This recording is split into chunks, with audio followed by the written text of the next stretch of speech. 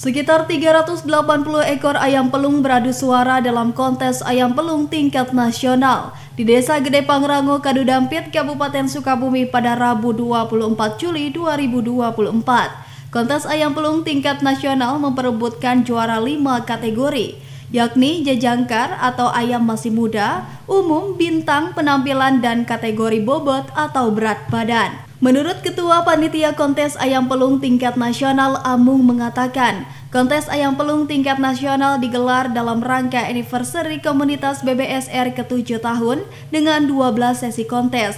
Dijelaskan Amung, dengan ikutnya kontes tersebut, ayam-ayam pelung bisa memiliki nilai jual yang meningkat signifikan. Ini kontes ayam pelung tingkat nasional dalam rangka hari jadi BPSR yang ke-7, Pak. Untuk peserta ada berapa peserta yang ikut hari ini? Kurang lebih kita kan hampir 12 season ya. Ya kurang lebih 380-an, Pak. 380. Memperebutkan piala apa nih, Kang? Ini piala bersama ya, diambil 66 piala, Pak.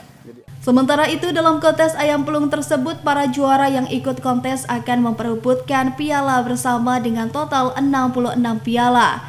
Dari Kabupaten Sukabumi, Muhammad Ujang Riaman melaporkan.